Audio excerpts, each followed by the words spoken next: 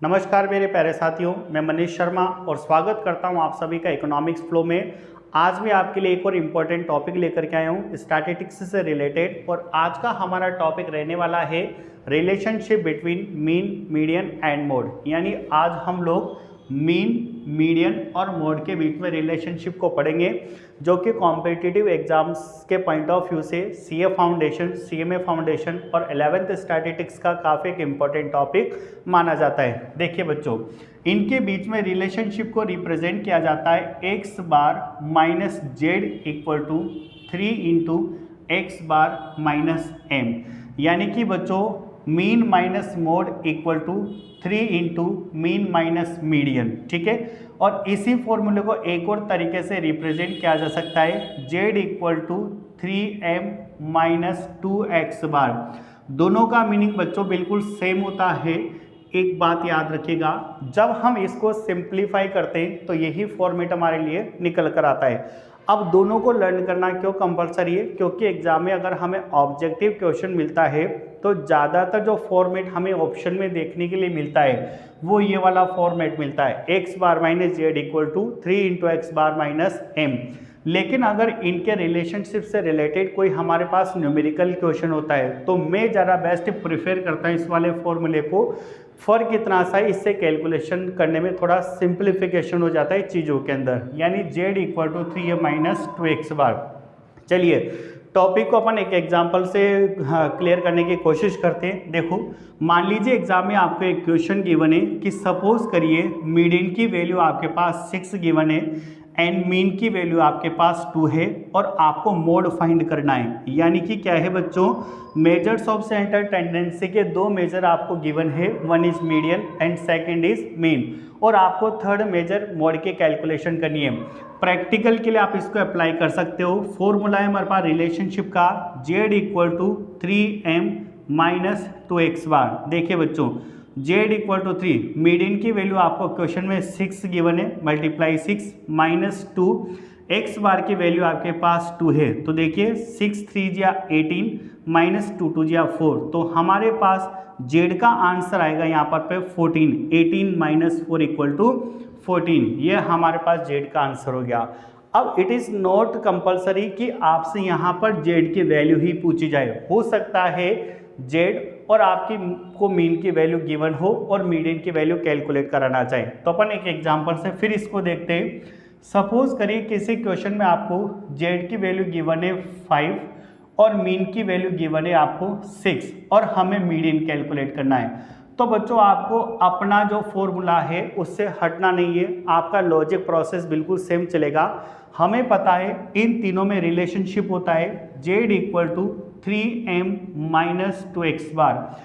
अब जो value question के अंदर गिवन है उस वैल्यू को हम यहाँ पुट कर देंगे और जो वैल्यू कैलकुलेट करनी है तो कैलकुलेशन करते जाएंगे, अपने आप ही हमें वैल्यू मिल जाएगी। देखिए मोड की वैल्यू आपके पास 5 गिवन है इक्वल टू 3, मीडियन आपको कैलकुलेट करना है तो मीडियन ही रखना है, माइनस 2, और मीन की वैल्यू आपके पास 6 गिवन है। तो देखिए बच्चों 5 इक्वल टू 3m माइनस 2 6 या 12।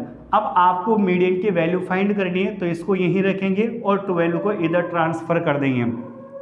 12 इधर ट्रांसफर होकर के प्लस होगा, यानी 5 प्लस 12 17, तो 3 मीडियन इक्वल टू 17 और मीडियन की वैल्यू आएगी 17 डिवाइडेड बाई 3। यहाँ से हमें मीडियन की वैल्यू इस तरीके से मिल जाएगी।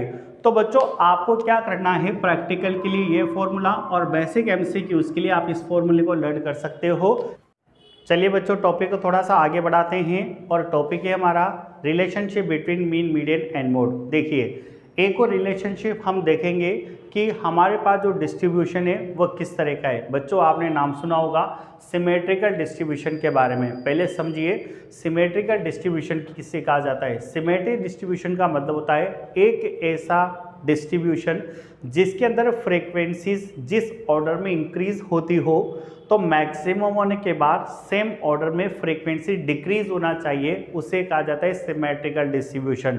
अगर मैं आपको ग्राफिकली रिप्रेजेंट करने की कोशिश करूं तो हम सीखते हैं कि सिमेट्रिकल डिस्ट्रीब्यूशन क्या होता है। देखिए बच्चों आप हमेशा याद रखिएगा कि किसी क्वेश्चन की फ्रीक्वेंसी जिस ऑर्डर में इंक्रीज होती है तो मैक्सिमम होने के बाद उसी सेम ऑर्डर के अंदर डिक्रीज होनी चाहिए, ये यहाँ पर मैक्सिमम हो रही है। तो यहाँ पर देखिए आप फ्रीक्वेंसी जिस स्पीड से या जिस ऑर्डर में इंक्रीज हो रही है, तो यहाँ मैक्सिमम होने के बाद इसी स्पीड से इंक्रीज होने के साथ साथ सेम स्पीड से डिक्रीज होती है। तो ऐसे डिस्ट्रीब्यूशन को कहा जाता है सिमेट्रिकल डिस्ट्रीब्यूशन। और प्यारे बच्चों, सिमेट्रिकल डिस्ट्रीब्यूशन में ऑलवेज मीन, मीडियन और मोड तीनों की वैल्यू एज इट इज यानी कि सेम होती है। For the symmetrical distribution, s d note कर रहा हूं, for the symmetrical distribution mean, median and mode will be equal to each other, यानी तीनों एक दूसरे के क्या होंगे, इक्वल होंगे।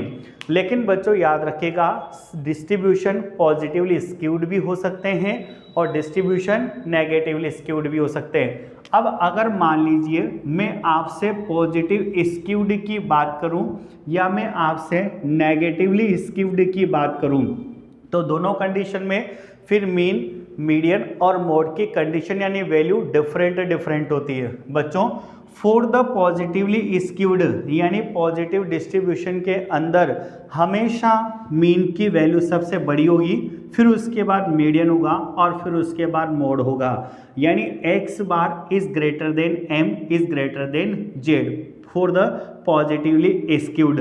लेकिन अगर आपके पास डिस्ट्रीब्यूशन नेगेटिवली स्क्यूड है, तो नेगेटिवली स्क्यूड के अंदर x बार की वैल्यू कम होगी मीडियन से और मीडियन की वैल्यू कम होगी किससे, मोड से। कहने का मतलब यहाँ पर x बार की वैल्यू सबसे कम होगी, फिर उससे बड़ी वैल्यू मीडियन होगी और फिर सबसे बड़ी वैल्यू मोड होगी। आप इसको इस तरीके से भी नोट कर सकते हो, z is greater than median is greater than mean, यानी दोनों का मतलब बिल्कुल सेम होगा। तो बच्चों, डिस्ट्रीब्यूशन से रिलेटेड मीन, मोड, मीडियन में इस तरीके का रिलेशन होता है। एक बार रिपीट करते हैं, सिमेट्रिकल डिस्ट्रीब्यूशन में हमेशा मीन, मीडियन, मोड तीनों की वैल्यू इक्वल होती है। पॉजिटिवली स्क्यूड में mean is greater than median is greater than mode, जबकि नेगेटिवली स्क्यूड में mean is less than median is less than mode.